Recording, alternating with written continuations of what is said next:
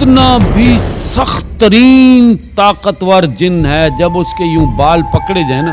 باہر عملیات نے حق خطیب کے کاروباری دھندے کے سارے راز کھول کر سامنے رکھ دیے. کس طرح سے وہ مریضوں کے ساتھ پلان کر کے ویڈیوز بناتے ہیں، جانیے اس ویڈیو میں. میں جب ان کے پاس گیا تو مجھے کہا کہ آپ دیوار کے ساتھ کھڑے ہوں اور ڈرے نہیں. تھوڑی دیر کے بعد یکدم جو ہے تڑاخ تڑاخ کی آواز آئی تو یکدم ہمیں بھی ایک جھٹکا لگا.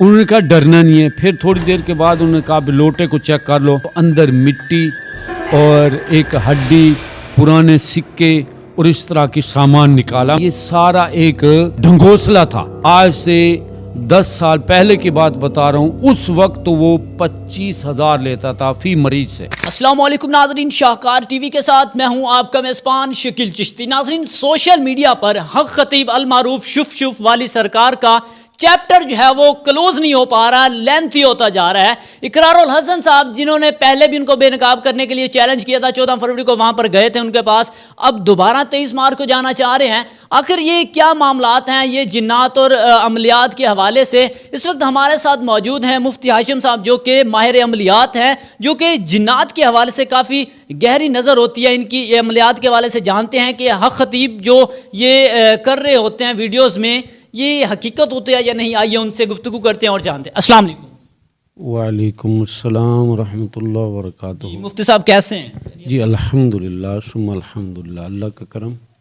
مفتی صاحب، سوشل میڈیا پر آپ نے بھی ویڈیوز دیکھی ہوں گی حق خطیب سے ریلیٹڈ اور اقرار الحسن کے حوالے سے. یہ کافی دن سے جو ہے یہ چیپٹر چل رہا ہے ان کے.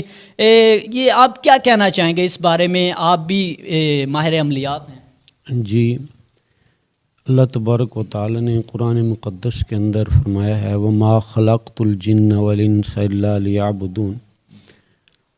جنات کی حقیقت ضروری ہے اور وہ واقعی موجود ہیں، کیونکہ خالق کائنات نے انسانوں اور جنوں کو اپنی عبادت کے لیے پیدا فرمایا. جس طرح کہ ہم انسانوں کے اندر ہر طرح کی مخلوق پائی جاتی ہے، انسان ہے، اس میں کچھ اطاعت کرنے والے اور کچھ نافرمان. اس میں نافرمانی میں ساری غیر مسلم قومیں آ جاتی ہیں اور اطاعت کرنے والوں میں مسلمان. پھر مسلمانوں میں پھر ایسے لوگ بھی ہیں جو عبادت گزار ہیں، اللہ کے احکامات، محبوب کائنات صلی اللہ علیہ وسلم کی اطاعت گزاری کرنے والے اور ان پر عمل کرنے والے. اور کچھ ایسے ہیں جو مسلمان ہوتے ہوئے یعنی کہ نماز، روزہ، قرآن پاک اور اللہ تبارک و تعالی پیارے محبوب صلی اللہ علیہ وسلم کی نافرمانی کرنے والے ہیں. اس نافرمانی میں وہ غیر مسلم تو نہیں ہوتے، لیکن اپنی سستی کوتاہی کی وجہ سے وہ غفلت میں پڑے ہوئے ہیں. اب اسی طرح جنات میں بھی ہر طرح کی مخلوق پائی جاتی ہے، یعنی ہر قسم کی.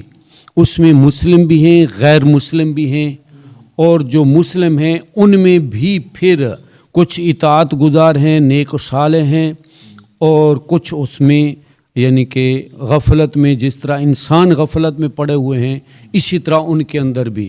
اور دوسری بات، اس میں بھی اسی طرح فرقہ بازی بھی پائی جاتی ہے. تو یہ جس طرح سے حق خطیب جو ہے وہ دم وغیرہ کرتا ہے اور ویڈیوز میں نظر آتا ہے کہ وہ لوگوں کے منہ سے کیل نکال لیتا ہے یا آنکھوں سے چین نکالتا ہے، یا ویل چیئر پر لوگ آتے ہیں تو ان کو دم کرتا ہے. 1 منٹ کی ویڈیو کے اندر ہی نظر آ رہا ہوتا ہے کہ وہ دم کرنے سے فوراً جو ہے ویل چیئر سے اٹھ کے چلنے لگ جاتے ہیں.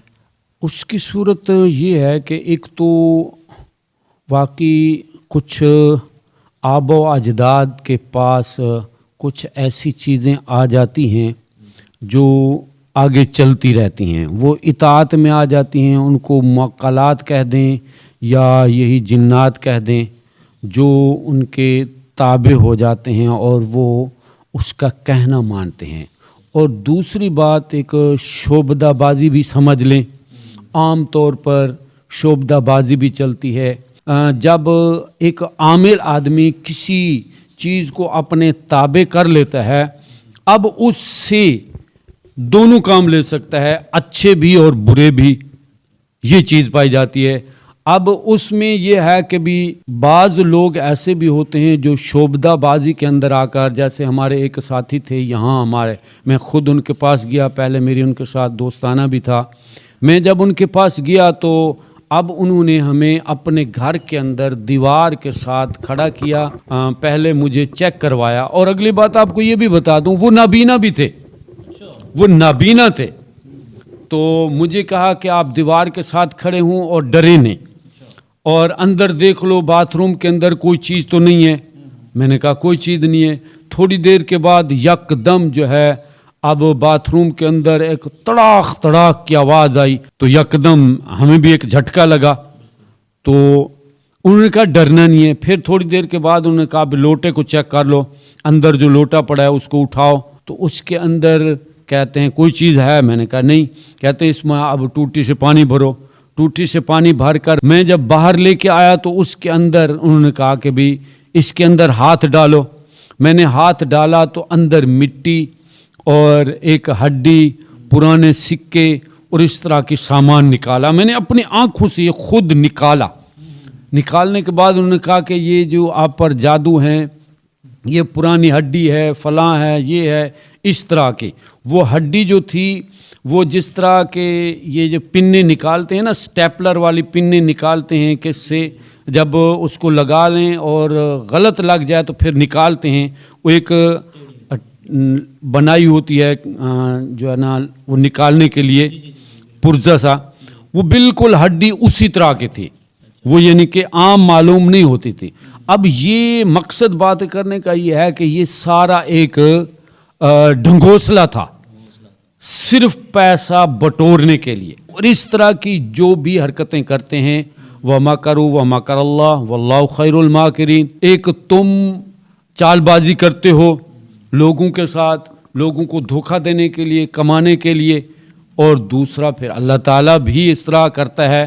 حالانکہ یہ آیت تو غیر مسلم کے لیے, لیکن یہ ہمارے اوپر بھی, عاملوں پر بھی فٹ آ رہی ہے. اور اصل بات آپ کو یہ بتاؤں, جو اس طرح کا دکانداری کرتا ہے اور غلط طریقے سے پیسہ کماتا ہے, پھر وہ بندہ کم از کم آج سے 10 سال پہلے کی بات بتا رہا ہوں, اس وقت وہ 25,000 لیتا تھا فی مریض سے. 25,000, پھر تھوڑی بہت رعایت کر کے 20 سے کم نہیں آتا تھا. اور اس سے اس نے بہت بڑے کام کیے. لیکن سارے کا سارا اب جو ہے اس کی بیوی فوت ہو گئی, بچے ادھر ادھر ہیں. یہ اس پیسے میں برکت نہیں ہوتی.